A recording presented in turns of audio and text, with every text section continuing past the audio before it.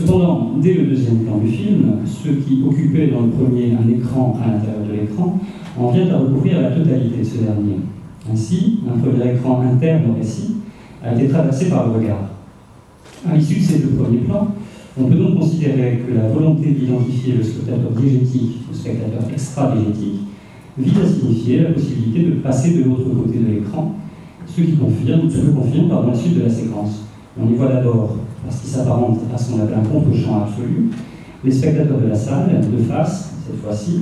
refléter à l'écran notre propre situation. Puis de retour dans le film de propagande, ce film en monochrome montre alors des personnes semblables, alignées, elles aussi spectatrices des spectateurs de la salle. Donc ce que cette séquence d'ouverture signifie, par ces jeux d'inversion où les spectateurs sont tour à tour regardants et regardés, mais aussi tantôt dans la salle de la cérémonie de haine, tantôt dans le film de propagande et tantôt dans la salle où est projeté le film de Radford, en quelque sorte, c'est que dans le film, comme dans le roman d'Orwell, l'écran a deux faces, et que par conséquent, comme le dit Jean Dubois dans un article intitulé « La perméabilité de l'écran », je cite, « il montre à tous et regarde chacun ». De plus, le fait que cette séquence d'ouverture assimile les écrans qui figurent dans l'intrigue du roman à l'écran de la salle de cinéma vise, semble-t-il, à montrer l'intention de Bradford d'incarner par son adaptation les écrans paradoxaux disposés ça et là par Big Brother et caractérisés justement par leur perméabilité. Une remarque de Michel Foucault nous permet d'ailleurs de mettre en évidence un autre type de rapprochement possible entre écran de cinéma et télécran orwellien. Foucault considère en effet les cellules composant la prison panoptique comme, je cite, autant de cages, autant de petits théâtres où chaque acteur est seul, parfaitement individualisé et constamment visible. Le parallèle avec l'écran de cinéma qui lui aussi encage en encadrant, si je puis dire, est quasiment suggéré par cette formule, et le film de Bradford tire tout le parti possible d'un rapprochement implicite avec cet aspect du principe panoptique, en faisant correspondre exactement le cadrage opéré par l'œil scrutateur de Big Brother et le cadre de l'écran à plusieurs reprises dans le film, et notamment dans la deuxième séquence que j'ai prévu de vous montrer.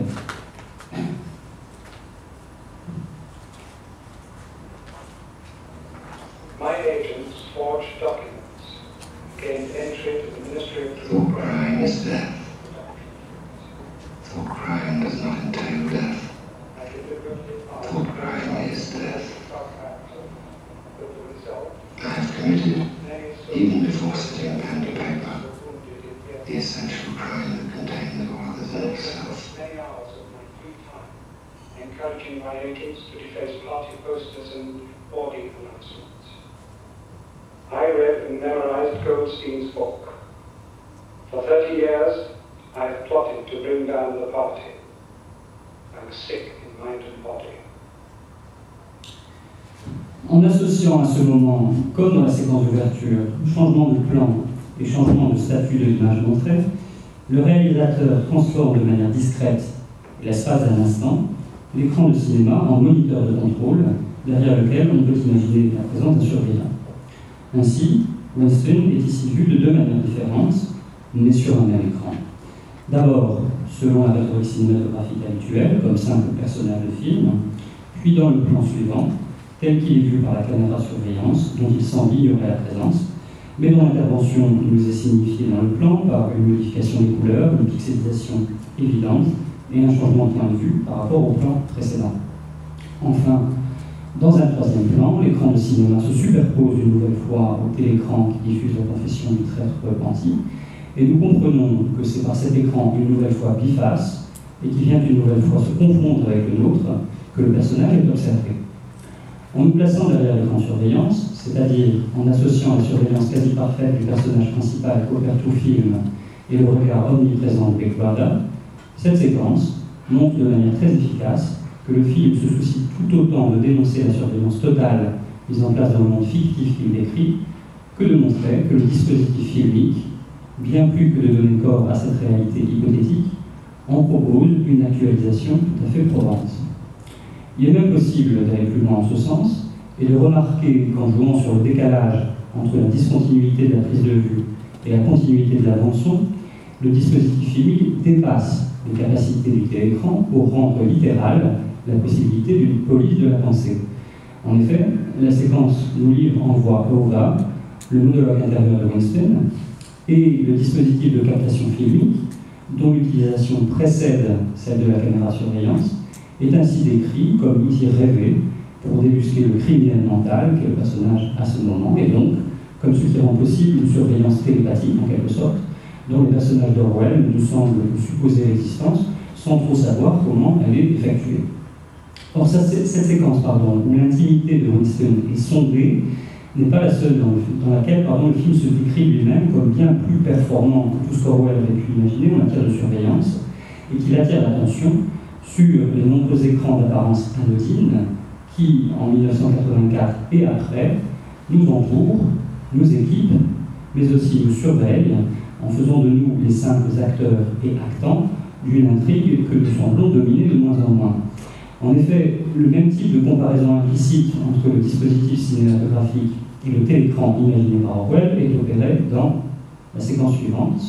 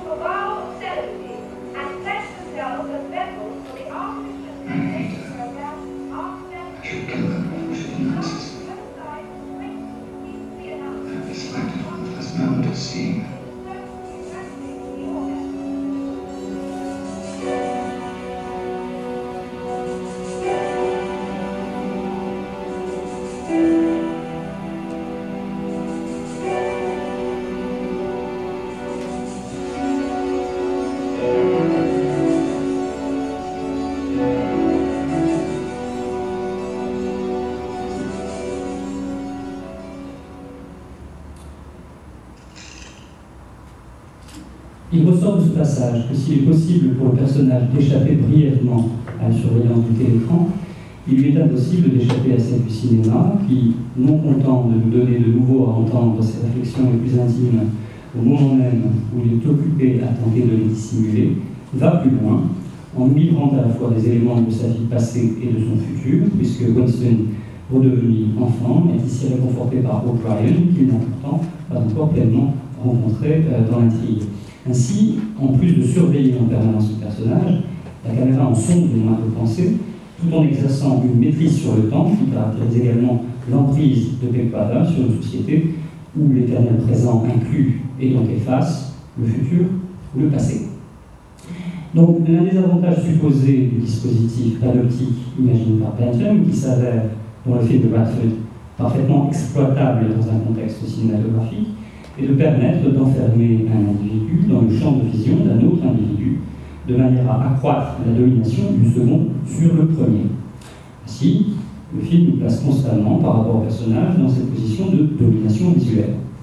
Cependant, comme le montre Foucault, la vocation du dispositif panoptique n'est pas uniquement de permettre cette observation permanente qui caractérise la société surveillance. Foucault souligne en effet qu'en plus d'être un parfait observatoire des mœurs humaines, le panoptique peut être utilisé comme un laboratoire, c'est-à-dire aussi comme une machine à faire des expériences, à modifier le comportement, à dresser ou à redresser les individus. Alors,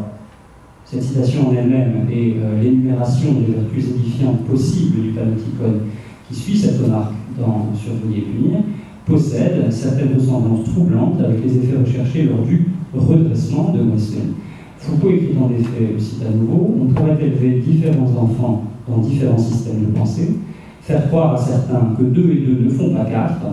ou que la Lune est un fromage, ce qui rappelle bien sûr étrangement la scène où O'Brien demande à Winston de lui dire qu'il voit 5 doigts, alors qu'il ne lui en montre que 4. En faussant volontairement les règles qui rendent possibles les calculs mathématiques,